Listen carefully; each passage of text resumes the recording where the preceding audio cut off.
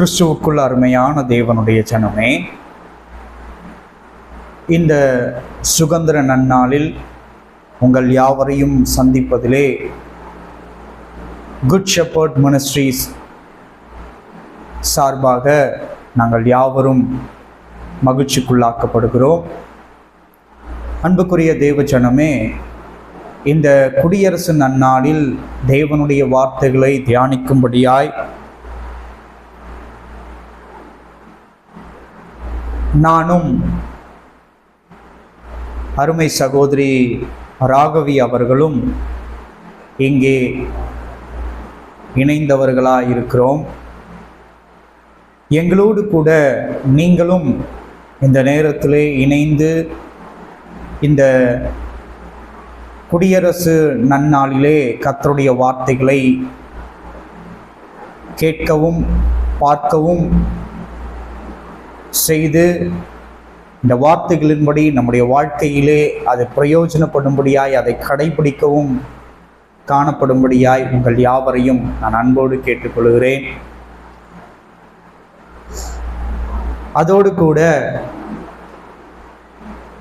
உங்களுக்கு ஆண்டவரும் உலக இரட்சகருமாகிய இயேசு கிறிஸ்துவின் இனிதான நாமத்தினாலே இந்த குடியரசு நன்னாளின் வாழ்த்துதலையும் நாங்கள் தெரிவித்துக் கொள்கிறவர்களாய் காணப்படுகிறோம். இந்த நேரத்தில் கூட இந்த குடியரசு நன்னாளில் நாம் தியானிக்கும்படியாய் தெரிந்து கொள்ளப்பட்டதான வேத பகுதி 1 தீமோத்தேயுவின் புத்தகம் 2ஆம் அதிகாரம் வசனங்கள் 1 முதல் 4 முடிய நாம் இன்றைக்கு தியானிக்க போகிறோம்.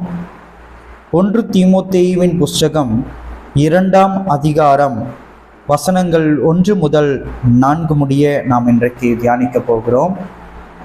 இந்த வசனத்துக்கு தியானிக்கும்படியாய் நாம் தெரிந்து கொள்ளப்பட்டதான தலைப்பு நாட்டு மக்களின்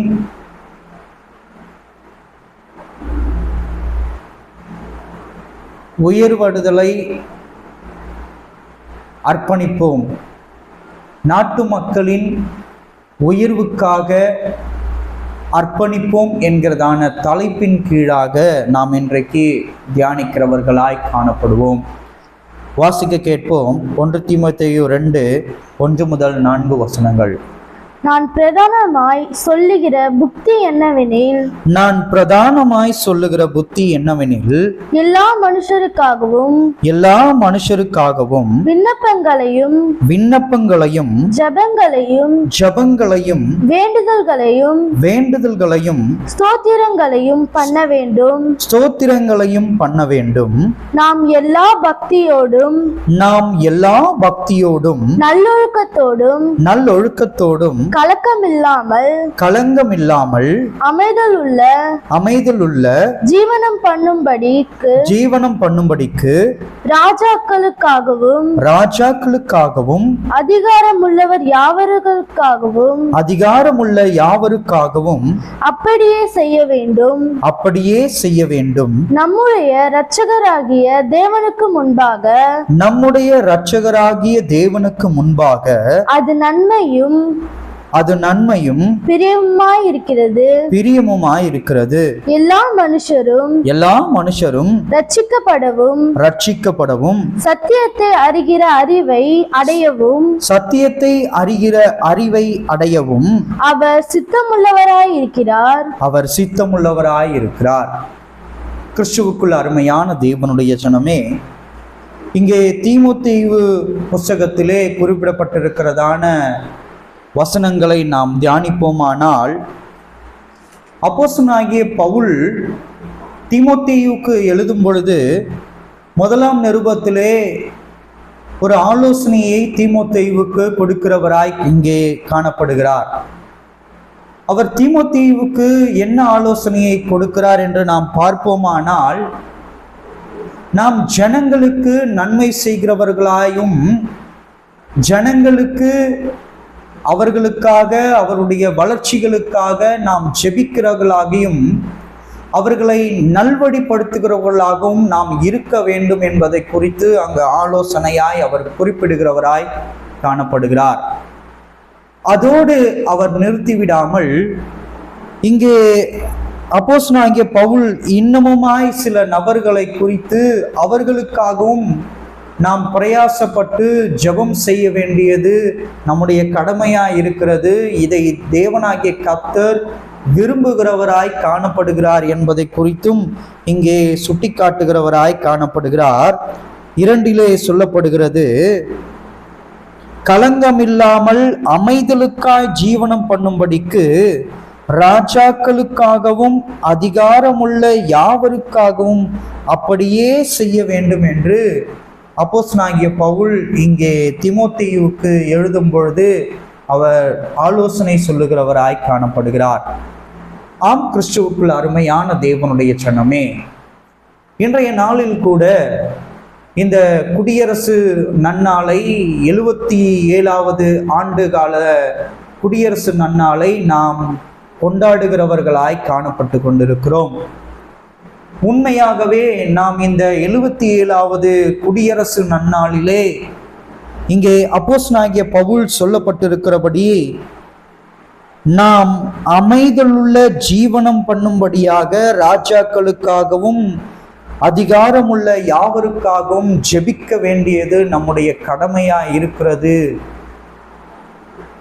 அப்போஸ்தலனாகிய பவுல் சொன்னது போல நம்முடைய ராஜாக்களுக்காக அனுதினமும் நாம் திறப்பிலே நின்று அவர்கள் நல்லாட்சி செய்ய வேண்டும், ஜனங்களுக்காக வாழுகிறதான மக்களுக்காக நல்ல நல்ல திட்டங்களை அவர்கள் வகுத்து அந்த திட்டங்களை செயலாக்க பண்ண வேண்டும், அந்த திட்டங்கள் ஜனங்களுக்கு வந்து சென்றடைய வேண்டும் என்பதற்காகவும் நாம் ஜெபிக்கிறவர்களாய் காணப்பட வேண்டும்.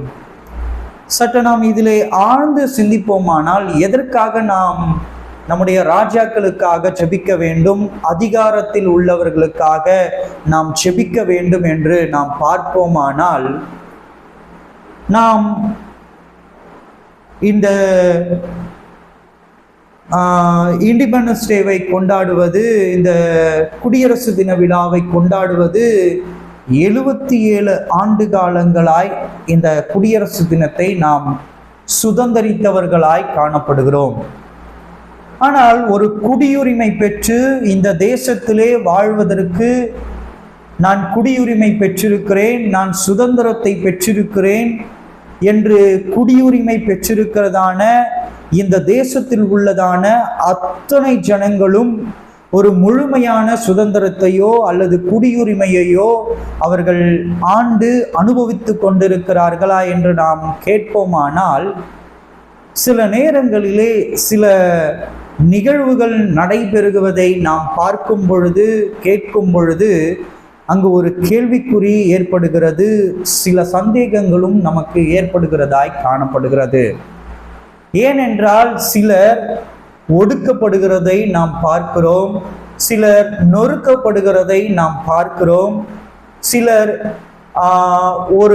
ஒரு கட்டங்களிலே அவர்கள் மேலோங்கி வர முடியாத அளவுக்கு அவர்களை ஒரு குறிப்பிட்ட அளவுக்கு தடுக்கப்படுகிறதையும் நாம் பார்க்கிறவர்களாய் காணப்படுகிறோம். செய்திகளின் வாயிலாக பார்க்கிறோம், நம்முடைய செவிகளின் வாயிலாக அவைகளை கேட்டு அறிந்து கொள்ளுகிறவர்களாய் காணப்படுகிறோம். உண்மையாகவே கிறிஸ்துவுக்குள் அருமையான தேவனுடைய ஜனமே, ஒரு குறிப்பிட்டதான ஜனங்கள், வளருகிற ஜனங்கள் வளர்ந்து கொண்டது போய்கொண்டே இருக்கிறார்கள். இந்த சுதந்திரம் பெற்றிருக்கிறதான நம்முடைய தேசத்திலே, குடியுரிமை பெற்றிருக்கிறதான நம்முடைய தேசத்திலே, ஆனால் ஒரு சில குறிப்பிட்ட ஜனங்கள், அதாவது தாழ்மையிலே இருக்கிற ஜனங்கள் இன்னும் தாழ்மையை நோக்கி பின்னோக்கி போகிறவர்களாகத்தான் காணப்பட்டு கொண்டிருக்கிறார்கள். ஒரு சாரார் ஒரு முன்னேற்ற பாதையில் அவர்கள் சென்று கொண்டிருந்தாலும், ஒரு சாரார் தங்களுடைய நிலைமைகளை காட்டிலும், அதாவது தற்போதே இருக்கிற நிலைமையை காட்டிலும் அவர்கள் இன்னும் சரிவடைந்து பின்னோக்கி போகிறதான நிலைதான் இன்றைய சமுதாயத்தின் நிலையாய் காணப்பட்டு கொண்டிருக்கிறது என்பதை நான் இந்த நேரத்திலே உங்களுக்கு தெரிவித்துக் கொள்கிறவனாய் காணப்படுகிறேன். இது மிகவும் வருத்தம் அளிக்கக்கூடியதான ஒரு காரியமாயிருக்கிறது, சம்பவமாய் இருக்கிறது. குறிப்பாக நான் சொல்ல வேண்டுமானால், குறிப்பாக இன்றைய காலகட்டத்திலே அநேக இடங்களிலே அநேக சம்பவங்கள் நடைபெற்று கொண்டிருக்கிறது.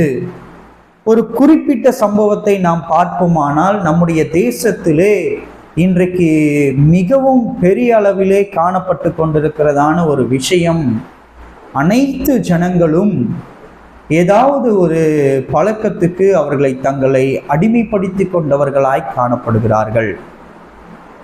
ஏதாவது ஒரு பழக்கத்துக்கு, ஒரு போதை வஸ்துக்களுக்கு தங்களை அடிமைப்படுத்தி கொண்டு, இதில்தான் எனக்கு ஒரு நிம்மதி கிடைக்கிறது, இதை நான் எடுத்துக்கொள்ளும் பொழுதுதான் எனக்கு ஒரு ஒரு ஒரு இன்பம் எனக்கு தோன்ற பண்ணுகிறது, ஆகவே நான் இதிலேயே இருப்பதிலேயே நான் இன்பமாக இருக்கிறேன் என்று அதற்காக அநேக தொகைகளை, பணங்களை செலவழிக்கிறவர்களாய் காணப்படுகிறார்கள். இதை நான் எதற்காக சொல்லுகிறேன் என்றால், நம்முடைய தேசம் ஒரு சுதந்திரம் அடைந்த தேசம். நம்முடைய தேசம் வாழ்வதற்கு தகுதியான குடியுரிமை பெற்றிருக்கிறதான ஒரு தேசம். ஆனால் இப்படி ஒரு சுதந்திரம் பெற்றிருக்கிறதான இந்த தேசத்திலே வாழ்வதற்கு தகுதியாக்கப்பட்டிருக்கிறதான எல்லா சகல வசதிகளும் இருக்கிறதான, குடியுரிமை பெற்றிருக்கிறதான இந்த தேசத்திலே இந்த தீய பழக்கங்களுடைய அடிமைத்தனம் இன்றைக்கு தலை தூக்கி ஓங்கி கொண்டிருக்கிறதை நான் பார்க்கிறவனாய் இருக்கிறேன். அதை குறித்து மிகவும் வருத்தம் அடைகிறவனாகவும் காணப்படுகிறேன். கிறிஸ்துவுக்குள் அருமையான தேவனுடைய ஜனமே, அப்போஸ்தலனாகிய பவுல் இங்கே சொல்லப்பட்டிருக்கிறது போல அவர் சொல்லுகிறார், களங்கமில்லாமல் அமைதலுள்ள ஜீவனம் பண்ணும்படிக்கு ராஜாக்களுக்காகவும் அதிகாரமுள்ள யாவருக்காகவும் நாம் அப்படியே செய்ய வேண்டும் என்று அப்போஸ்தலனாகிய பவுல் இங்கே 2ஆம் வசனத்திலே தீமோத்தேயுவுக்கு அவர் நற்போதனையாக, அவர் ஆலோசனையாக கொடுக்கிறவராய் காணப்படுகிறார். இன்றைய நாளில் கூட நம்முடைய தேசத்துக்காய், தேச தலைவர்களுக்காய், தேச தலைவர்களோடு இணைந்து பங்களித்து கொண்டிருக்கிறதான, அர்ப்பணித்து கொண்டிருக்கிறதான ஒவ்வொரு அதிகாரிகளுக்காய் நாம் ஜெபிக்க வேண்டியது ஒரு கடமையாய் காணப்பட்டு கொண்டிருக்கிறது. எதற்காக என்றால், இந்த தீய பழக்கங்கள் நம்முடைய தேசத்தை விட்டு அகற்றப்பட வேண்டியதாய் காணப்படுகிறது. ஏனென்றால் ஒரு குறிப்பிட்ட ஜனங்கள் அல்லது அனைத்து ஜனங்களுமே இன்றைக்கு தீய பழக்கங்களினாலும், அதாவது ஏதாவது ஒரு குடிப்பழக்கத்தினாலும், ஒரு புகைப்பிடிப்பதினாலும் அல்லது மற்ற சில போதை வஸ்துக்களை எடுத்துக்கொள்வதிலேயும் இன்றைக்கு அதீத ஆர்வம் செலுத்துகிறவர்களாய் இன்றைக்கு காணப்பட்டு கொண்டிருக்கிறார்கள்.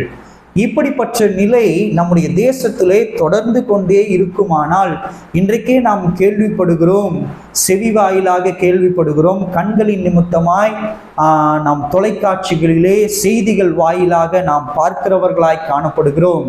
அநேக குற்றங்கள் இது நிமித்தமாய் நம்முடைய தேசத்திலே நடைபெற்று கொண்டிருக்கிறது என்பதை குறித்து நாம் பார்க்கிறவர்களாகவும் கேள்விப்படுகிறவர்களாகவும் காணப்படுகிறோம். அதை பார்க்கும் பொழுது மிகவும் வருத்தம் அளிக்கக்கூடிய காரியமாய் இருக்கிறது. ஏனென்றால் தேவனாகிய கர்த்தர் மனிதனை படைத்து, மனிதன் தன்னோடு கூட இணைந்திருக்க வேண்டும் என்று அவர் விரும்பினவராய் ஆதியிலே அவர் காணப்பட்டபடியினாலே அனுதினமும் மனிதனோடு கூட தினந்தோறும் வந்து அவனை நலம் விசாரித்து அவனோடு கூட இசைந்திருந்தார் என்று நாம் வேதத்திலே நாம் வாசிக்கிறோம். வேதத்தின் வாயிலாக நாம் அறிந்திருக்கிறவர்களாய் காணப்படுகிறோம். ஆனால் இன்றைய நாளிலே, இன்றைய காலகட்டத்திலே நடைபெற்று கொண்டிருக்கிறதான சில சம்பவங்கள், குறிப்பாக சொல்ல வேண்டுமென்றால் கிறிஸ்தவ வட்டாரத்திலேயே இந்த போதை வஸ்துக்கள் இன்றைக்கு தலை விரித்தாடி கொண்டிருக்கிறதாய் காணப்படுகிறது. அநேக கிறிஸ்தவ பிள்ளைகள், அநேக கிறிஸ்தவத்தை போதிக்கிறவர்கள் கூட சில போதை வஸ்துக்கள் நிமித்தமாய் அடிமைப்பட்டிருக்கிறதை நான் கேள்விப்படுகிறவனாய் காணப்படுகிறேன். சொல்வதற்கு வருத்தம் அளிக்கக்கூடியதான காரியமாக இருக்கிறது. இந்த போதை வஸ்துவை எடுத்துக்கொள்வதினால் அவர்கள் என்ன செய்கிறோம் என்று கூட தன் சுயநினைவு இல்லாமல் சிலர் தவறு செய்கிறதையும் நாம் பார்க்கிறவர்களாய் காணப்படுகிறோம், கேள்விப்படுகிறவர்களாய் காணப்படுகிறோம். கிறிஸ்துவுக்குள் அருமையான தேவனுடைய ஜனமே, மனிதனுடைய நிலை இவ்வளவு பின்தங்கி பின்மாற்றத்தில் போய்கொண்டிருப்பதை பார்த்து நான் மிகவும் வருத்தப்படுகிறவனாய் காணப்படுகிறேன், வேதனைப்படுகிறவனாய் காணப்படுகிறேன். ஏன் என்று சொன்னால், நம்முடைய கிறிஸ்துவை பின்பற்றுதலான வழி நாம் ஏதோ ஒரு போதை வஸ்துக்களை நாம் எடுத்துக்கொள்வதின் தற்காலிக அந்த மதிமயக்கத்தை குறித்து ஒரு பொழுதும் கிறிஸ்துவனுடைய வழி நமக்கு போதிக்கிறதாய் இங்க எந்த ஒரு வேத வசனங்களிலேயும் நாம் பார்க்க முடியாது. எந்த ஒரு வேத வசனங்களிலேயும் நாம் பார்க்க முடியாத காரியமா இருக்கிறது. ஏன் என்று சொன்னால், ஆண்டவராகிய இயேசு கிறிஸ்து என்னை பின்பற்றி வர வேண்டுமானால் எல்லாவற்றையும் விட்டு என்னை நீ உன்னுடைய சிலுவையை சுமந்து கொண்டு பின்பற்றி வர வேண்டும் என்று அவர் போதிக்கிறவராய் காணப்படுகிறார். அதையே அவர் முன்மொழிகிறவராகவும் காணப்படுகிறார். அதையே அவர் வழிமொழிகிறவராகவும் காணப்படுகிறார். ஆக மொத்தத்தில் அவரை நாம் பின்பற்றி போக வேண்டுமானால் எதையும் நாம் சார்ந்தில்லாமல், எந்த ஒரு பொருளையும் சார்ந்தில்லாமல், எந்த ஒரு காரியத்தையும் நாம் சார்ந்தில்லாமல், இயேசுவையும் பிதாவாகிய தேவனையும் பரிசுத்த ஆவியானவரையும் மாத்திரம் நாம் சார்ந்திருக்கும்படியாய் காணப்பட வேண்டும் என்பதை குறித்து அநேக இடங்களிலே அவர் குறிப்பாய் சொல்லியிருக்கிறவராய் காணப்படுகிறார். இவ்வளவு ஆணித்தனமாகவும் ஆழமாகவும் குறிப்பிட்டிருக்கிறதான நம்முடைய வேதத்தை தியானிக்கிறதான அநேகர் கூட இன்றைக்கு அநேக இடங்களிலே போதை வஸ்துக்களை அவர்கள் எடுத்துக்கொள்கிறவர்களாய் காணப்படுகிறார்கள்.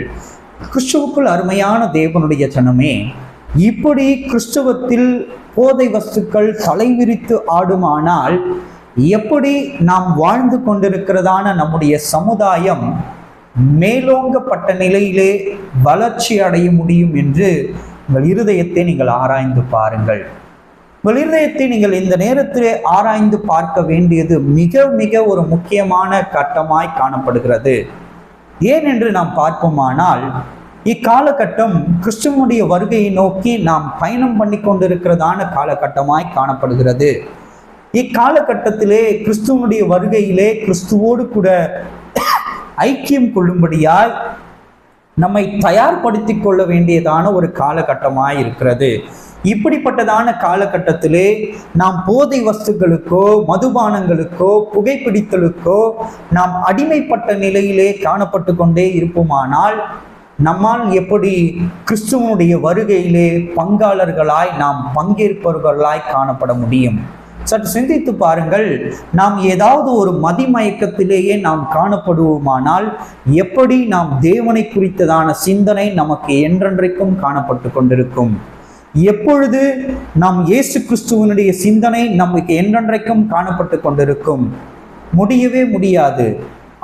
அப்படி இருக்கும் பட்சத்தில் நாம் போத வஸ்துக்களை நாம் நிராகரிக்கிறவர்களாய் காணப்பட வேண்டும். போத வஸ்துக்களை நாம் எடுத்துக்கொள்ளாதவர்களாய் காணப்பட வேண்டும். முதலாவது மாற்றம் நம்முடைய கிறிஸ்தவத்தில் ஏற்படுமானால் இந்த போத வஸ்துக்களை புறக்கணித்து நான் ஒரு உண்மையான நித்திய வாழ்க்கையை, ஜீவனுள்ள வாழ்க்கையை, கிறிஸ்து எதிர்பார்க்கிறதான வாழ்க்கையை வாழ்வேன் என்கிறதான அர்ப்பணிப்பு நம்முடைய ஒவ்வொருவரிடத்திலேயும் காணப்பட வேண்டியது அதிக நிச்சயமாய் இருக்கிறது. நாம் ஒவ்வொருவரும் இப்படி அர்ப்பணித்து அந்த போத வஸ்துக்களை எப்பாடுபட்டாலும் எந்த சூழ்நிலையானாலும் நான் ஒரு பொழுதும் அதை தொடமாட்டேன், அதை நான் உபயோகிக்க மாட்டேன், எடுத்துக்கொள்ள மாட்டேன் என்கிறதான ஒரு வைராக்கிய குணம் நம்மிடத்திலே இருக்குமானால் மாற்றங்கள் நம்மிடத்திலிருந்து புறப்பட்டு நம்முடைய சமுதாயத்துக்குள் பிரவேசித்து நம்முடைய சமுதாயத்தை ஒரு சீர்திருத்தத்துக்குள் கொண்டு போகிறதாய் காணப்படும். அது நம்முடைய சமுதாயத்தை மாத்திரம் சீர்திருத்துகிறதாய் இருக்கும் என்று நான் குறிப்பிடவில்லை. சமுதாயத்தையும் கடந்து நம்முடைய தேசத்தையும் கடந்து இந்த உலகத்தையும் அது சீர்திருத்துவதற்கு ஏதுவானதாய் காணப்படும். ஆம், நீங்கள் சற்று சிந்தித்து பாருங்கள். எப்படி ஒரு சமுதாயம் சீர்திருத்தப்பட வேண்டும்? எப்படி ஒரு சமுதாயம் தீர்த்திருத்தப்படும்?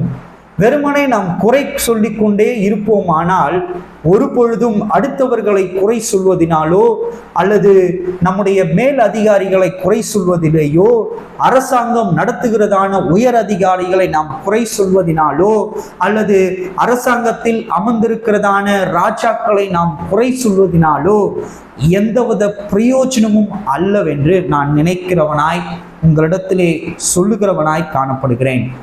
எதற்காக என்று சொல்வேன், ஆனால் ஒவ்வொரு கிறிஸ்தவனும் தன் இருதயத்துக்குள்ளே ஒரு வைராக்கிய குணம் கொண்டு எந்தவித போதை வஸ்துக்களையும் நான் எடுத்துக்கொள்ள மாட்டேன் என்று நீங்கள் வைராக்கிய குணம் கொண்டிருப்பீர்களானால் உங்களிடத்திலிருந்து உருவாக்கப்படுகிறதான அந்த சமுதாய சீர்திருத்தம் உங்களை கடந்து உங்கள் குடும்பத்துக்குள்ளே பிரவேசித்து உங்கள் குடும்பத்திலிருந்து அது கிராமத்துக்குள்ளே பிரவேசித்து கிராமத்துக்குள் இருந்து நகரத்துக்குள்ளாய் பிரவேசித்து நகரத்துக்குள்ளிருந்து ராஜாவை சென்றடையும் என்று உங்களிடத்திலே இந்த நேரத்தை நான் சொல்லிக்கிறவனாய் காணப்படுகிறேன். கிறிஸ்துவுக்குள் அருமையான தேவனுடைய ஜனமே, இந்த சமுதாயம் சீர்திருத்தப்பட வேண்டும் என்பதற்காகத்தான், ஒரு நல்ல சமுதாயம் கட்டமைக்கப்பட்டிருக்க வேண்டும் என்பதற்காகத்தான், ஒரு நல்ல சமுதாயத்திலே நல்ல மனிதர்கள் தங்களுடைய வாழ்க்கையை அமைத்துக் கொள்ளும்படியாகத்தான் இருக்க வேண்டும் என்பதற்காக நாம் ஜெபிக்க வேண்டும் என்று அப்போஸ்தலனாகிய பவுல் தீமோத்தேயுவுக்கு எழுதும் பொழுது ஒரு ஆலோசனை கொடுக்கிறவராய் காணப்படுகிறார். ஒருவேளை நாம் இப்படிப்பட்டதான போதை வஸ்துக்களை நாம் எடுத்துக்கொள்ள மாட்டேன் என்கிறதான வைராக்கிய குணங்களோடு நாம் இருப்போமானால் இங்கே அப்போஸ்தலனாகிய குறிப்பிட்டு சொல்லுகிறதான இந்த நிலை மாற்றம் ஏற்படக்கூடியதாயிருக்கும். எந்த நிலை மாற்றம் இங்கே சொல்லப்பட்டிருக்கிறது? அமைதலுள்ள ஜீவனம் பண்ணும்படிக்கு, இந்த அமைதலுள்ள ஜீவனம் பண்ணும்படிக்கான நிலை மாற்றப்பட வேண்டுமானால் முதலாவது ஒவ்வொரு கிறிஸ்துவனுடைய வழிகளை பின்பற்றக்கூடியதான மனிதனிடத்திலேயும் அந்த வைராக்கிய குணம் காணப்படுகிறதா இருக்க வேண்டும்.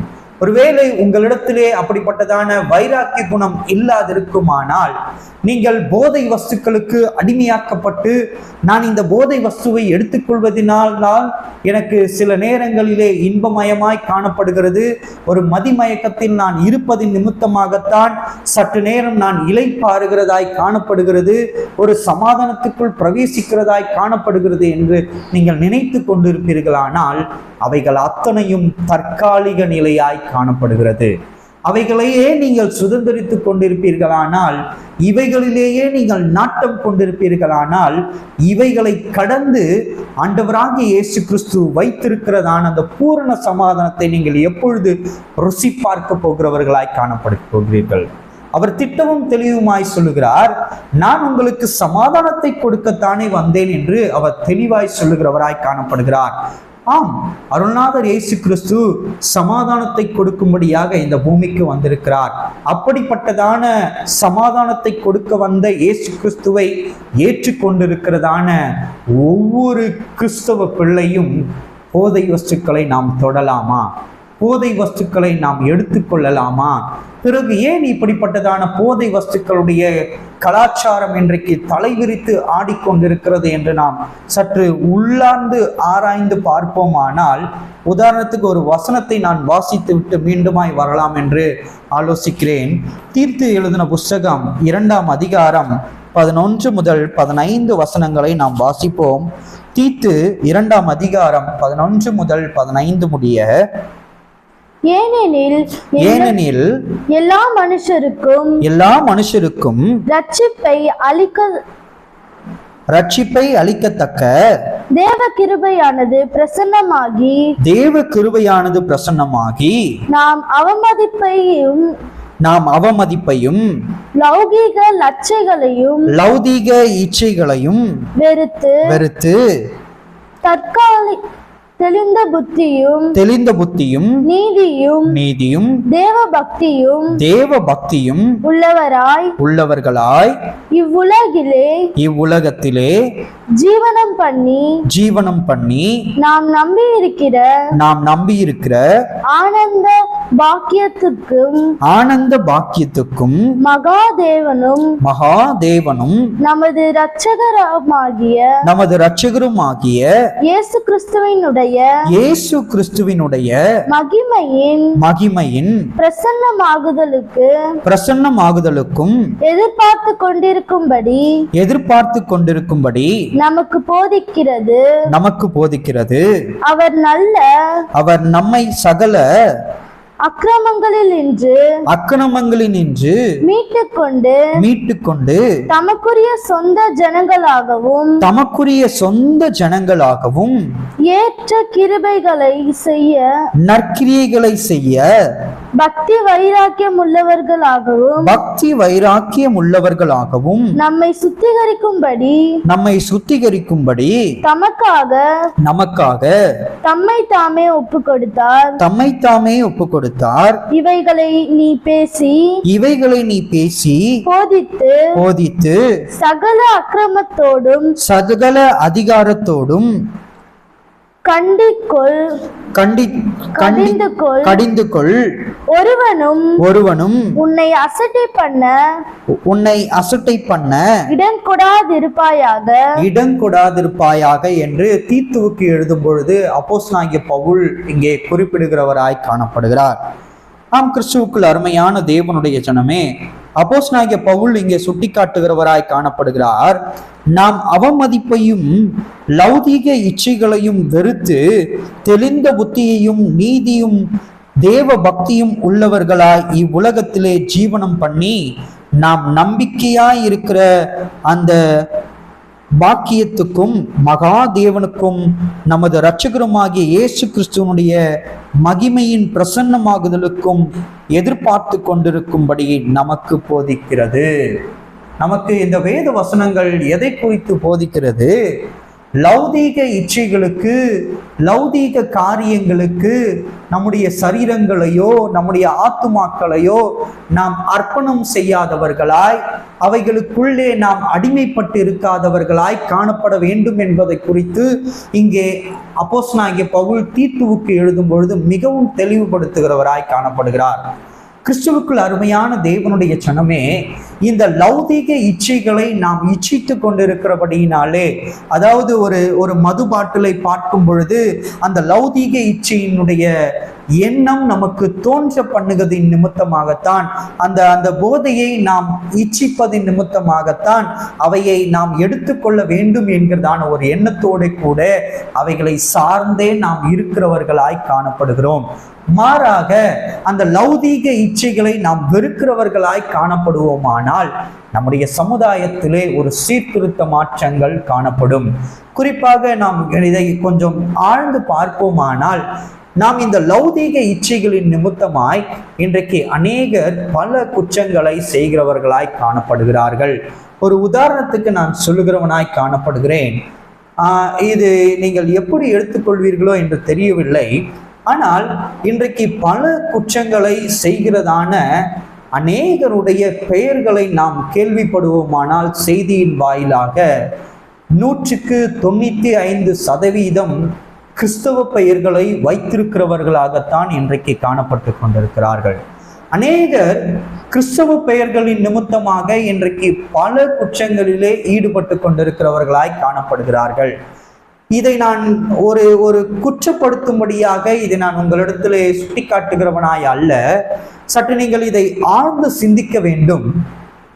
எப்படி அவர்கள் ஒரு கிறிஸ்தவ பெயர்களை சூட்டிக்கொண்டு அந்த லௌதீக இச்சைகளின் நிமித்தமாய், அந்த போதை வஸ்துகளை எடுத்துக்கொள்வதின் நிமித்தமாய் அநேக குற்றங்களை செய்வதற்கு முற்படுகிறார்கள், துணிகிறார்கள் என்பதை குறித்து நீங்கள் ஆழ்ந்து ஆலோசிக்கிறவர்களாய் காணப்பட வேண்டும்.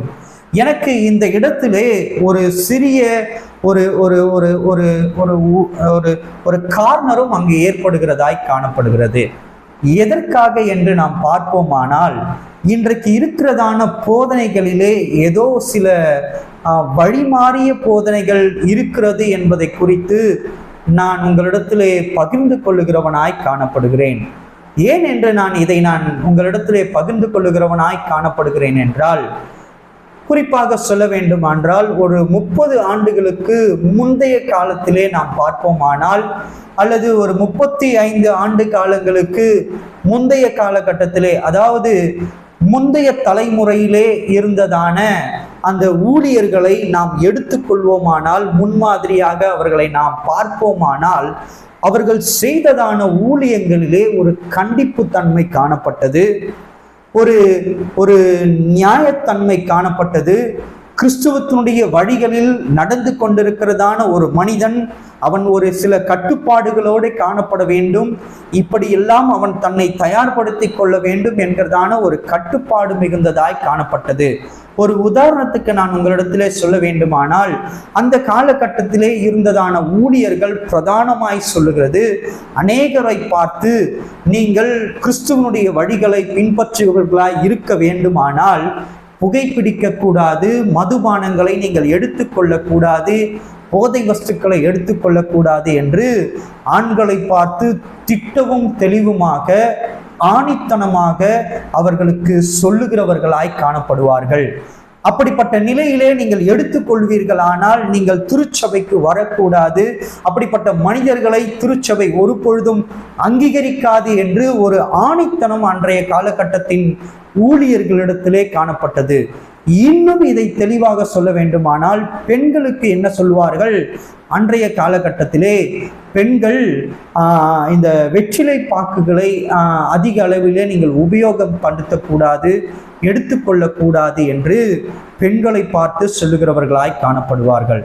ஏனென்றால் அன்றைய காலகட்டத்திலே அநேக பெண்களும் சரி ஆண்களும் சரி இந்த வெற்றிலை பாக்கு எடுத்துக்கொள்ளுகிறவர்களாக அன்றைக்கு காணப்பட்ட சூழ்நிலை அதிகமாய் இருந்தது. நாம் அந்த வெற்றிலை பாக்குக்கு கூட நாம் அடிமைத்தனத்தில் காணப்பட்டு விடக்கூடாது. ஒரு முழுமைத்தன்மையோடு இறை ஒப்படைப்பு ஒவ்வொரு மனிதனுடைய ஆத்மாவும் காணப்பட வேண்டும் என்பதிலே அன்றைய காலகட்டத்தில் இருந்ததான அந்த ஊழியர்களுடைய அந்த வழிநடத்துதல் அவ்வளவு ஒரு கண்டிப்பு மிகுந்ததாய் காணப்பட்டது. ஆனால் இன்றைய காலகட்டத்தில் இருக்கிறதான ஊழியர்களிடத்திலேயோ தீர்க்கதரிசியின் இடத்திலேயோ கிறிஸ்துவனுடைய வழிகளில் வழி நடத்துகிறதான ஒவ்வொரு குருமார்களிடத்திலேயோ அந்த ஆணித்தனமான கண்டிப்பு இன்றைய காலகட்டத்தில் காணப்படவில்லை என்பதை தான் நான் இங்கு சுட்டிக்காட்டுகிறவனாய் காணப்படுகிறேன். ஒருவேளை அப்படிப்பட்டதான கண்டிப்பும் ஆணித்தனத்தின் போதனைகளும் இன்றைக்கு இல்லாமல் ஏதோ ஒரு மேலோட்டத்தனமாக ஒரு பட்டும் படாமலும் இந்த வசனங்களை நாம் ஏதோ ஒரு மேம்போக்காக அல்லது நம்முடைய வளர்ச்சிக்காக நாம் போதித்துவிட்டு இந்த ஆராதனையோ அல்லது கூட்டத்தையோ நாம் சுமூகமாக முடித்துவிட வேண்டும் என்கிறதான ஒரு மனக்கண்ணோட்டத்தோடு இன்றைக்கு கிறிஸ்தவத்தினுடைய வழிநடத்துதல் காணப்பட்டு கொண்டிருக்கிறதா என்பதை குறித்து நான் சிந்திக்கிறவனாய் காணப்படுகிறேன்.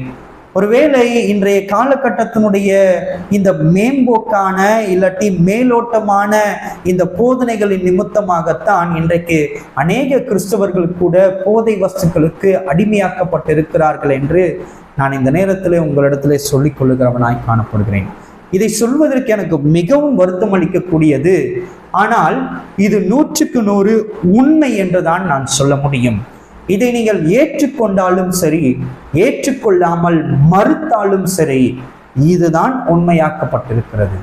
கிறிஸ்துவுக்குள் அருமையான தேவனுடைய ஜனமே, நம்முடைய மூத்த ஊழியர்களை நாம் சற்று அவர்களுடைய வாழ்க்கைகளை, அவர்கள் பயணம் செய்ததான அந்த ஊழிய பாதைகளை நாம் ஆராய்ந்து பார்ப்போமானால் அன்றைய காலகட்டத்தில் காணப்பட்டதான அந்த கண்டிப்பும் அந்த ஆணித்தனமான போதனைகளும் இன்றைய காலகட்டத்தில் இல்லை என்றுதான் சொல்ல வேண்டும்.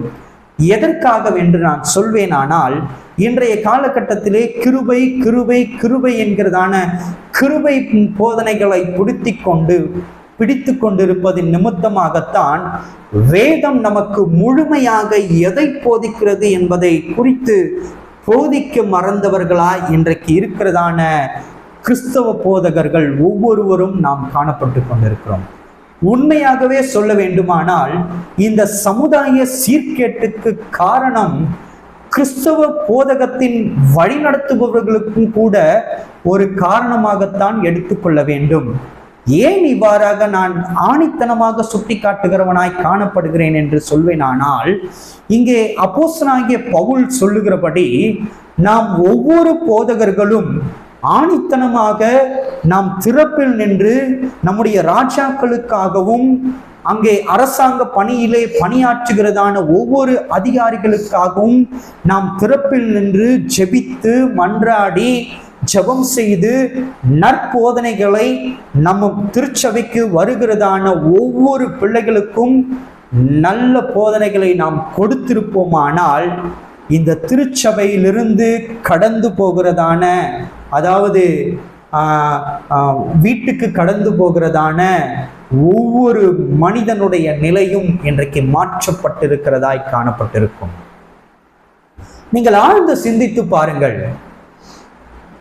நாம் திருச்சபைக்கு வருகிற மனிதன்தான் வீட்டில் குடியிருக்கிறவனாய் காணப்படுகிறான். இந்த வீட்டில் குடியிருப்பு தான் சமுதாயம் என்று நாம் சொல்லப்படுகிறதாய் காணப்படுகிறது. இந்த சமுதாயம்தான் கிராமங்கள் என்று அறிவிக்கப்படுகிறது. இந்த கிராமங்கள் தான் நகரம் என்று அறிவிக்கப்படுகிறது. இப்படிப்பட்ட நகரங்கள் தான் பட்டணம் என்று அறிவிக்கப்படுகிறதாய் காணப்படுகிறது. அப்பொழுது மூல காரணம் எங்கிருந்து ஆரம்பிக்கப்படுகிறது?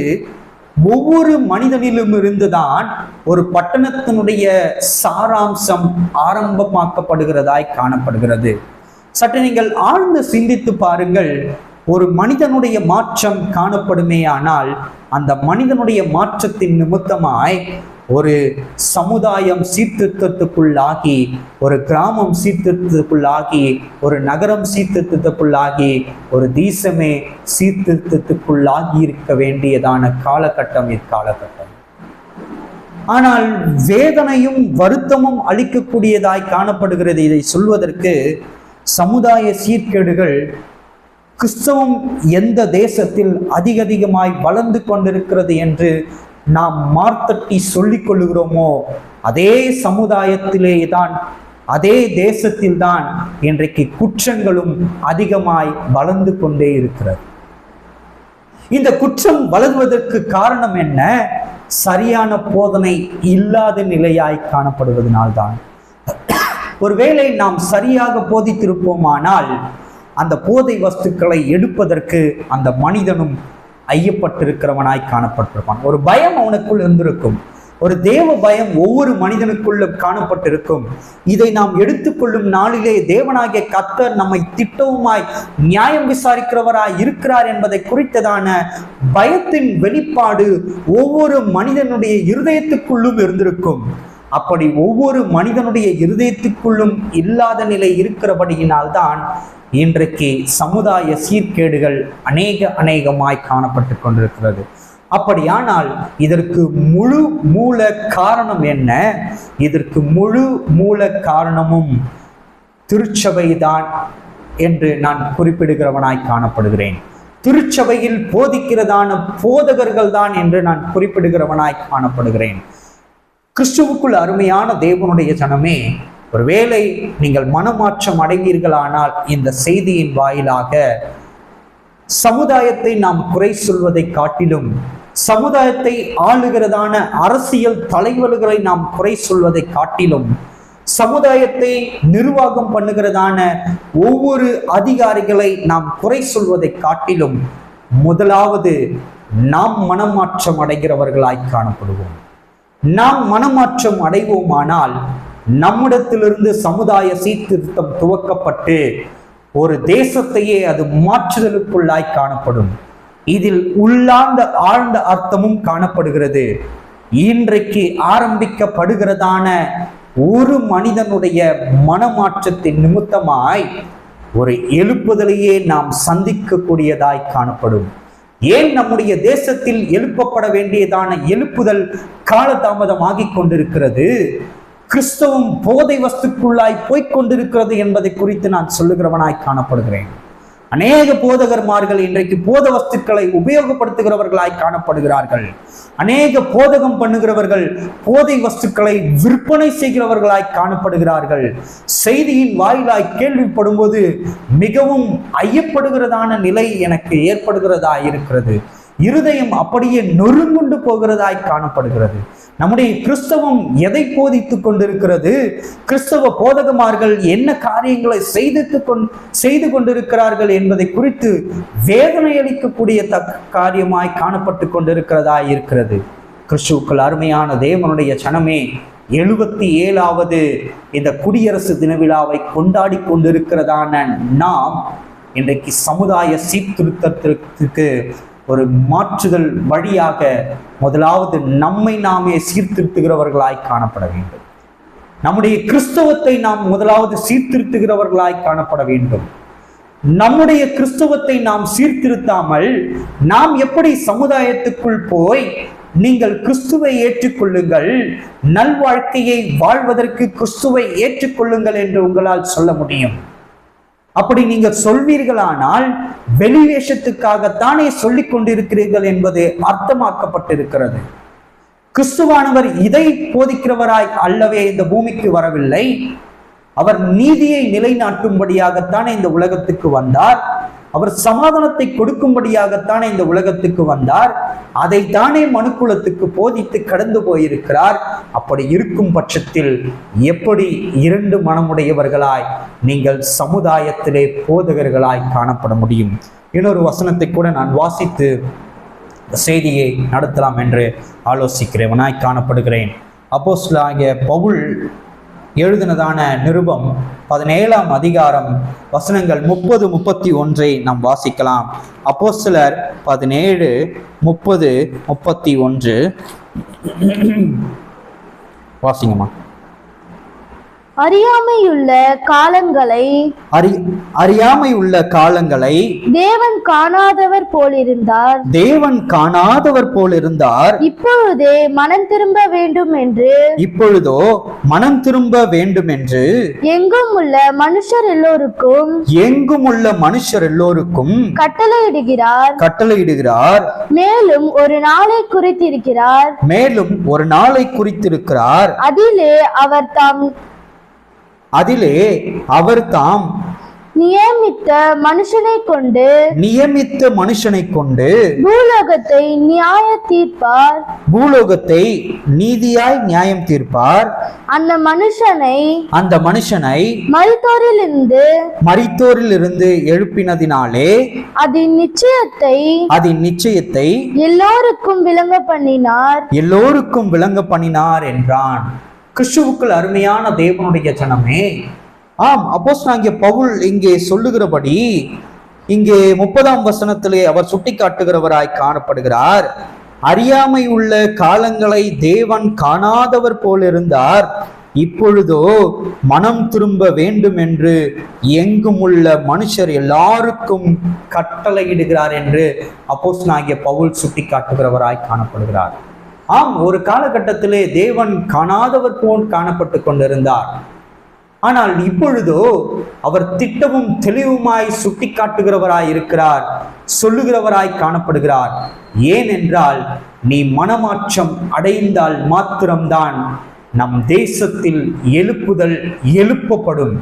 ஒருவேளை மனமாற்றம் அடையாமல் இந்த வார்த்தைகளை கேட்டும் உன் இருதயத்துக்குள் ஒரு நிர்விசாரணம் காணப்படுமேயானால் ஒரு பொழுதும் நம்முடைய தேசத்தில் எழுப்புதல் வராது.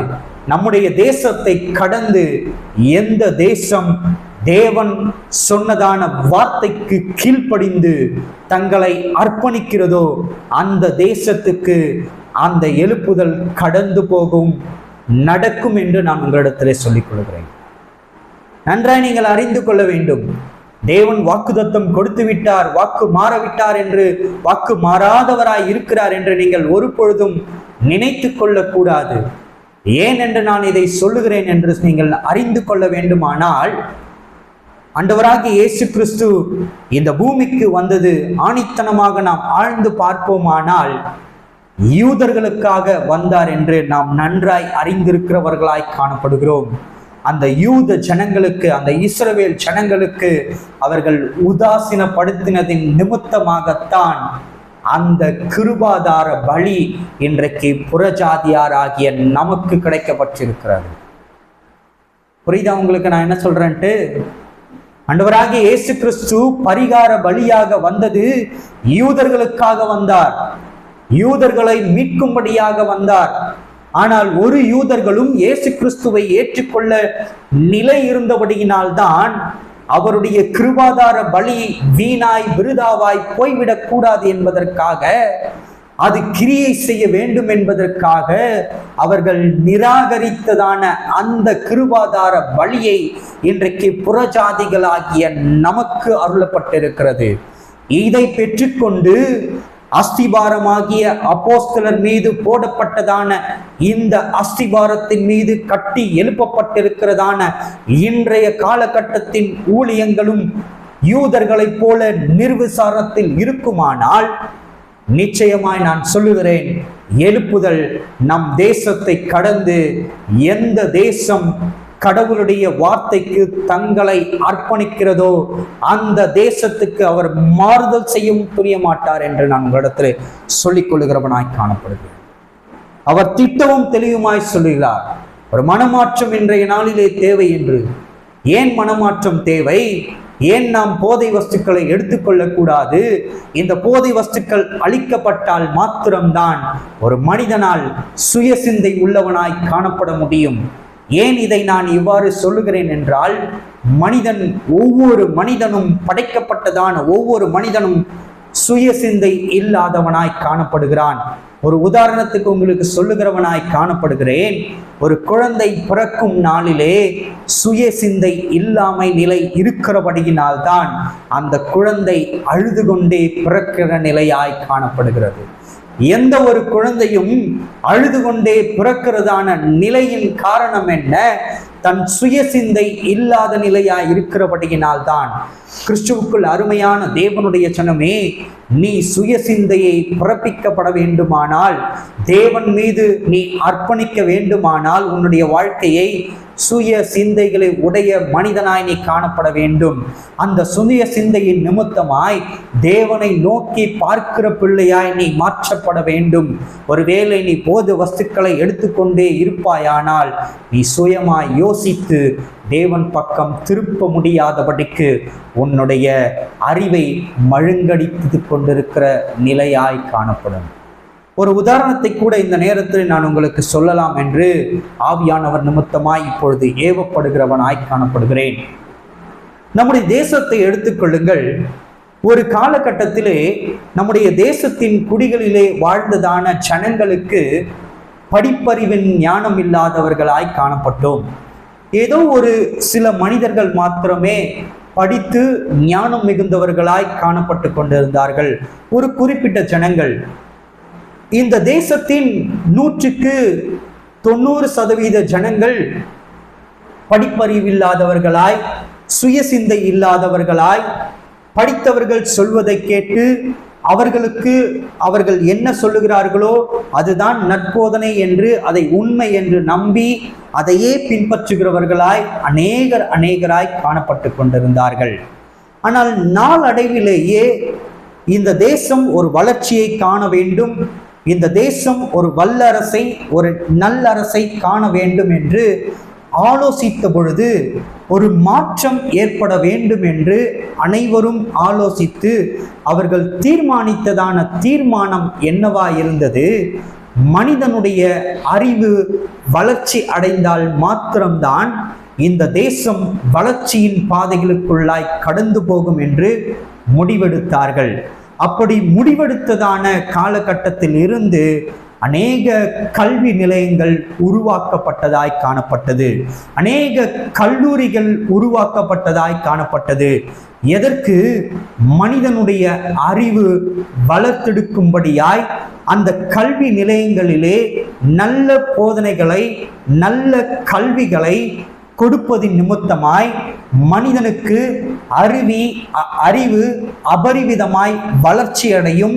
அவனுடைய அறிவு அபரிவிதமாய் வளர்ச்சி அடையுமானால் அந்த வளர்ச்சியின் நிமித்தமாய் இந்த மனிதன் சமுதாய வளர்ச்சிக்கென்று தன்னை அர்ப்பணிப்பான், சமுதாய நல் ஒழுக்கத்துக்கென்று தன்னை அர்ப்பணிப்பான் என்று அநேக கல்வி நிலையங்களையும் கல்லூரிகளையும் ஆரம்பிக்க ஆரம்பித்தார்கள். அந்த கல்வி நிலையங்களில் வந்து நீங்கள் பயிலும்படியாக, படிக்கும்படியாக அநேக நலத்திட்டங்களை அநேக நல்ல மனிதர்கள் செய்து இலவச கல்விகளை கொடுத்து அநேகருடைய புத்தியை கூர்மையாக்கினார்கள். அநேகருடைய புத்தியை நன்றாய் பட்டை தீட்டப்பட்டதாய் காணப்பட்டது.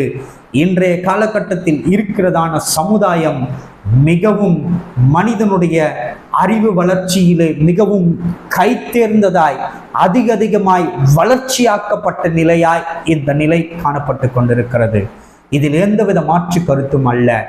இப்படி ஒரு சமுதாயம் வளர்ச்சி அடைவதற்கு, ஒரு தேசம் வளர்ச்சி அடைவதற்கு அறிவு பட்டை தீட்டப்பட வேண்டியதாய் இருந்தது. ஆனால் நம்முடைய தேசத்தை உண்டாக்கினதான, உலகத்தை உண்டாக்கினதான அருள்நாதர் இயேசு கிறிஸ்து அரசாட்சி செய்ய போகிறதான அந்த ஜீவனுள்ளோர் தேசத்துக்குள் பிரவேசிக்கிறதான ஜனக்கூட்டத்தினுடைய அறிவு இன்றைக்கு பட்டை தீட்டப்பட வேண்டியது அதிக நிச்சயமாய் காணப்படுகிறது. உன் அறிவு ஆத்துமாக்குள்ளாய், ஆத்தும ஜீவியத்துக்குள்ளாய் பட்டை தீட்டப்பட வேண்டியது நிச்சயமாக்கப்பட்ட ஒன்றாய் காணப்படுகிறது. ஒருவேளை கிருபையின் பிரமாணம் நமக்கு இருக்கிறது, இந்த கிருபையின் பிரமாணத்தை வைத்து நான் கடந்து போய்விடுவேன் என்று நீங்கள் நினைத்து கொண்டு இன்னும் அந்த போத வஸ்துக்களிலேயே தற்காலிக சந்தோஷத்தையோ, தற்காலிக மகிழ்ச்சியையோ, தற்காலிக சமாதானத்தையோ நீங்கள் நாடி தேடி ஓடுகிறவர்களாய் இருப்பீர்களானால், யாராக இருந்தாலும் சரி, வாழ்க்கையை நடத்துகிறதான மனுக்குலமாய் காணப்பட்டாலும், போதிக்கிறதான போதகரின் நிலையிலே இருக்கிறதான மனிதனாய் காணப்பட்டாலும், அத்தனை பேருக்கும் சொல்லுகிறதான ஒரே ஒரு காரியம் மாத்திரம்தான், உன்னுடைய அறிவு பட்டை தீட்டப்பட வேண்டும். எதற்கு? ஒரு புதிய தேசத்துக்குள் நாம் பிரவேசிப்பதற்கு. அந்த புதிய தேசத்துக்குள் நாம் பிரவேசிப்பதற்கு இந்த தேசத்தில் நாம் ஒழுங்குள்ள வாழ்க்கையை வாழ்வது அதிக நிச்சயமாய் காணப்படுகிறது. இந்த தேசத்தில் வாழுகிறதான வாழ்க்கை ஒழுங்கான நீதியான வாழ்க்கையாய் இருந்தால் மாத்திரம்தான் இந்த வாழ்க்கையின் நிமித்தமாய் அந்த நல்ல தேசத்துக்குள் பிரவேசித்து நித்திய வாழ்க்கையை அரசாட்சி செய்கிறதான ராஜாதி ராஜாவின் இயேசு கிறிஸ்துவின் ராஜரீக அரசாங்கத்தின் கீழாய் உன்னால் வாழ்க்கை நடத்த முடியும். இதைதான் வேதவசனம் போதிக்கிறது. இதற்காக நாம் செய்ய வேண்டியதான காரியம், நாம் மற்றவர்களை, ஒரு தலைவர்களை, ஒரு அரசாங்க அதிகாரிகளை குறை சொல்வதை காட்டிலும் எழுப்புதலோ அல்லது சமுதாய சீர்திருத்தமோ என்னிலிருந்து புறப்பட வேண்டும் என்று ஒவ்வொரு கிறிஸ்துவை ஏற்றுக்கொண்டதான மனிதனுடைய இருதயத்திலேயும் ஏற்பட வேண்டும். அப்படி ஏற்பட்டால் மாத்திரம்தான் இந்த மாற்றம் சமுதாய சீர்திருத்தத்தையும் மாற்றும். இந்த மாற்றம் எழுப்புதலுக்குள்ளாகவும் நம்மை பிரவேசிக்க செய்யும். ஒருவேளை இதை கேட்டும் நீங்கள் நிர்விசாரணக்காரர்களாய் இருப்பீர்களானால், இந்த மாற்றம் சமுதாய சீர்திருத்தத்தையும் நடத்தாது. இந்த மாற்றம் மாறாதது நிமித்தமாய் நம்மால் புதிய பிரமாணத்துக்குள்ளும் பிரவேசிக்க முடியாது. எழுப்புதலையும் நம் தேசம் காணப்பட மாட்டாது என்று ஆணித்தனமாய் இந்த நேரத்தில் நான் சொல்லிக் கொள்கிறவனாய் காணப்படுகிறேன். கடைசியாய் ஒரு வசனத்தை வாசித்து நாம் கடந்து போவோம். ரோமருக்கு எழுதின புஸ்தகம் 12ஆம் அதிகாரம் 1ஆம் வசனம் 2ஆம் வசனத்தை நாம் வாசிப்போம். ரோமர் 12:1-2 வாசிங்கம்மா. அப்படி இருக்க சகோதரரே, நீங்கள் உங்கள் சரீரங்களை பரிசுத்தமுள்ள தேவனுக்கு பிரியமுமான ஜீவ பலியாக ஒப்பு கொடுக்க வேண்டும் என்று தேவனுடைய இரக்கங்களை முன்னிட்டு உங்களை வேண்டிக் கொள்ளுகிறேன். இதுவே நீங்கள் செய்யத்தக்க புத்தியுள்ள ஆராதனை. நீங்கள் இதன் நீங்கள் இந்த பிரபஞ்சத்திற்கு ஒத்த வேஷம் தெரியாமல் தேவனுடைய நன்மையையும் பிரியமும் பரிபூரணமான சித்தமும் இன்னதென்று பகுத்தாராயத்தக்கதாக உங்கள் மனம் புதிதாகிறதுனாலே மறுரூபமாகுங்கள் என்று அப்போஸ்தலனாகிய பவுல் இங்கு சுட்டிக்காட்டுகிறவராய் காணப்படுகிறார். ஆம், இது 100% உண்மையாய் காணப்படுகிறது. இன்றைய காலகட்டத்திலே அப்போஸ்தலனாகிய பவுல் இங்கே சொல்லப்பட்டிருக்கிறது போல, சகோதரரே, நீங்கள் உங்கள் சரீரங்களை பரிசுத்தமும் தேவனுக்கு பிரியமுமான ஜீவ பலியாக ஒப்பு கொடுக்கப்பட வேண்டும் என்பது இங்கே நிச்சயமாக்கப்பட்டிருக்கிறது. நம்முடைய சரீரங்களை, நம்முடைய ஆத்துமாக்களை நாம் எப்படி தேவனுக்கு ஒப்பு கொடுக்க போகிறோம்? ஒருவேளை நாம் போதை வஸ்துக்களை எடுத்துக்கொண்டே இருப்போமானால் நம்மால் எப்படி பரிசுத்தமுள்ள ஒரு ஜீவ வாழ்க்கையை வாழ்ந்திருக்கிறோம் என்பது தேவனுக்கு நாம் நம்முடைய சரீரத்தை அர்ப்பணிக்கிறவர்களாய் காணப்பட முடியும். இங்கே அப்போஸ்தலனாகிய பவுல் சொல்லப்பட்டிருக்கிறது போல, தேவனுடைய இரக்கங்களை முன்னிட்டு உங்களை வேண்டிக் கொள்ளுகிறேன், இதுவே நீங்கள் செய்யத்தக்க புத்தியுள்ள ஆராதனையா இருக்கிறது. இன்றைக்கு உள்ள ஆராதனைகள் எவ்விதமாய் காணப்படுகிறது? அநேக ஆராதனை கள்ள ஆராதனைகளாய் காணப்படுகிறது. சில ஆராதனை வீரர்கள் போதை வஸ்துக்களை எடுத்துக்கொண்டு வந்து கூட ஆராதிக்கிறவர்களாய் காணப்படுகிறார்கள் என்பதை குறித்து கேள்விப்படுகிறவனாய் காணப்படுகிறேன். மிகவும் வருத்தம் அளிக்கக்கூடிய காரியமாயிருக்கிறது. இப்படி போது வஸ்துக்களை நீங்கள் எடுத்துக்கொண்டு வந்து ஆராதிக்கிறவர்களாய் இருப்பீர்களானால் அந்த ஆராதனை எப்படி தேவன் பிரியப்படுகிறதான ஆராதனையாய் இருக்கும்? அந்த ஆராதனையில் பங்கேற்கக்கூடியதான ஒவ்வொரு மனிதனுடைய வாழ்க்கையும் எப்படி சீர்பொருந்தின ஒரு வாழ்க்கையாய் காணப்படும்? அந்த ஆராதனையில் பங்கேற்கிறதான ஒவ்வொருடைய மனிதனும் சீர்குலைந்ததான வாழ்க்கையை தானே வாழுவான். அப்படியானால் மாற்றம் யாரிடத்திலிருந்து மாற்றப்பட வேண்டும்? போதனையிலிருந்து மாற்றப்பட வேண்டும். போதிக்கிறவனிலிருந்து மாற்றப்பட வேண்டும். போதிக்கிறவன் முதலாவது சரியாக்கப்படுவானானால், போதிக்கிறவன் முதலாவது தன்னுடைய மனத்தை மாற்றிக்கொண்டு வைராக்கியம் இருதயம் கொண்டிருப்பானானால், இவனிலிருந்து புறப்படுகிறதான அந்த ஒரு ஜீவ ஒளி இவனை கடந்து இவனுக்குள் இவனை பின்பற்றுகிறதான ஒவ்வொரு தேவ பிள்ளைகளுக்குள்ளும் கடந்து போகும். அவர்களுக்குள் பிரவேசிக்கிறதான ஜீவ ஒளி சமுதாயத்தை மாற்றும், நகரத்தை மாற்றும், கிராமத்தை மாற்றும், பட்டணத்தை மாற்றும், தேசத்தை மாற்றுவதாய் இருக்கும். கிறிஸ்துவுக்குள் அருமையான தேவனுடைய சனமே, 77வது ஆண்டுகால இந்த குடியரசு விழாவை கொண்டாடி கொண்டிருக்கிறதான நாம் அறிந்து கொள்ள வேண்டியதான அதிக நிச்சயமான ஒரு விஷயம், நீங்கள் இந்த பிரபஞ்சத்திற்கு ஒத்த வேஷம் தெரியாமல் தேவனுடைய நன்மையையும் பிரியமும் பரிபூர்ணமான சித்தமும் இன்னதென்று பகுத்தாராயத்தக்க உங்கள் மனம் புதிதாகிறதுனாலே மறுரூபமாகுங்கள் என்று உங்களிடத்தில் நான் சொல்லிக் கொள்கிறவனாய் காணப்படுகிறேன். நீங்கள் ஒத்த வேஷம் தெரியாதவர்களாயிருங்கள். மேடையின் மீது ஏறி ஜனங்களுக்கு உபதேசிக்க பண்ணும் பொழுது ஒரு வேஷத்தை நீங்கள் போட்டுக்கொண்டும் அந்த ஜனங்களை விட்டு வெளிப்புறமாய் வந்துவிட்டு உலக வாழ்க்கையிலே போதை வஸ்துக்களிலே உங்களை அர்ப்பணித்துக் கொண்டிருக்கிறதான அந்த இருமனங்களோடு கூடியதான இருக்கிற வாழ்க்கை இனி வேண்டாம். அப்படிப்பட்டதான வாழ்க்கையை தேவன் ஏற்றுக்கொள்ளுகிறவர் அல்ல. அப்படிப்பட்டதான அர்ப்பணிப்பை தேவன் ஒரு பொழுதும் ஏற்றுக்கொள்ளுகிறவர் அல்ல, விரும்புகிறவரும் அல்ல. அவர் எதை விரும்புகிறவராய் காணப்படுகிறார்? முழுமையின் அர்ப்பணிப்பை விரும்புகிறவராய் காணப்படுகிறார். தேசம் மாற்றப்பட வேண்டும், தேச தலைவர்களுடைய மனங்கள் மாற்றப்பட வேண்டும் என்பதை ஜெபிப்பதை காட்டிலும், அப்படியும் ஜெபிக்க வேண்டும், நான் இல்லை என்று சொல்லவில்லை, அதை ஜெபிப்பதை காட்டிலும் அதிகமாய் என் மனம் முதலாவது மாற்றப்பட வேண்டும் என்று ஒவ்வொரு போதகருடைய மனங்களும் மாற்றப்பட வேண்டியது இன்றைக்கு நிச்சயமாக்கப்பட்ட ஒரு செய்தியாய் காணப்படுகிறது. கிறிஸ்துவுக்குள் அருமையான தேவனுடைய ஜனமே, இந்த 77வது குடியரசு தின விழாவை கொண்டாடி கொண்டிருக்கிறதான நாம் நம்முடைய நாட்டு மக்களினுடைய உயர்த்துதலுக்கு, நம்முடைய திருச்சபையின் மக்களின் உயர்வடைதலுக்கு நம்மை முதலாவது நாம் அர்ப்பணிக்கிறவர்களாய் காணப்படுவோம். இன்றைய செய்தியினுடைய சாராம்சம், கருத்து இதுதான். நம்முடைய நாட்டு மக்களின் உயர்வடைதலுக்கு நாம் அர்ப்பணிப்போம். நம்முடைய நாட்டு மக்களின் உயர்வடைதலுக்கு நாம் அர்ப்பணிக்க வேண்டுமானால் நம்முடைய திருச்சபையின் மனிதனுடைய வாழ்க்கை உயர்வடைவதற்கும், நான் உலகப்பூர்வமான வாழ்க்கையை போதிக்கிறவன் அல்ல, ஆவிக்குரிய வாழ்க்கையை போதிக்கிறவனாய் காணப்படுகிறேன்.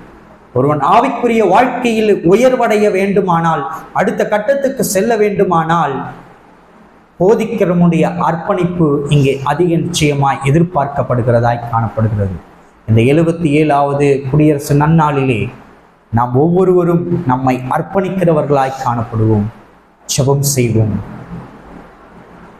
மகா இரக்கமும் கிருபையும் நிறைந்த எங்கள் நல்ல ஆண்டவரே, இந்த நேரத்திலும் கர்த்தாவே, இந்த 77வது குடியரசு நன்னாளை கொண்டாடி கொண்டிருக்கிறதான நாங்கள் அப்பா, மாற்றப்பட வேண்டியது எங்களை ஆளுகிறதான அரசியல் தலைவர்களோ ராஜாக்களோ அதிகாரிகளோ அல்ல என்பதை நாங்கள் உணர்ந்து, மாற்றங்கள் என்னிலிருந்து மாற்றப்பட வேண்டும் என்பதை ஒவ்வொரு இருதயமும் தங்களை அர்ப்பணிக்கக்கூடியதாய் இருக்க நீர் ஒவ்வொருவரோடு கூட இடைப்படுவீராக சுவாமி. மனிதன் ஒவ்வொருவரோடு கூட, அவனோட இருதயத்தோடு கூட நீர் இடைப்பட்டு இந்த சமுதாய சீர்திருத்தத்துக்கும், இந்த போதை வஸ்திலிருந்து சமுதாயம் விடுதலை அடைவதற்கும், மனிதன் விடுதலையாக்கப்படுவதற்கும் ஒரு மாற்றம் நடைபெற நீர் ஒவ்வொருவரையுடைய இருதயத்தையும் நீர் சோதித்து ஆராய்ந்து ஒரு மாற்றத்தை உண்டு பண்ணுவீராக சுவாமி. உடைய கரங்களில் நாங்கள் முற்றிலுமாய் அர்ப்பணிக்கிறோம். நீரே பொறுப்பெடுத்து கொண்டு அப்பா, ஒவ்வொரு மனிதனுடைய இருதயம் மாற்றப்படவும், இந்த இருதயம் மாற்றப்படுவதன் நிமித்தமாய் சமுதாயம் மாற்றப்படவும், சமுதாயம் மாற்றப்படுவதன் நிமித்தமாய் கிராமம் மாற்றப்படவும், நகரம் மாற்றப்படவும், தேசம் மாற்றத்திற்குள்ளாய் பிரவேசிக்கவும், எழுப்புதலுக்குள்ளாய் பிரவேசிக்கவும் காணப்பட நீர் உதவி செய்வீராக, நல்வழிப்படுத்துவீராக. இயேசுவின் மூலம் கேட்கிறோம் ஜீவனுள்ள நல்ல பிதாவே. ஆமேன், ஆமேன்.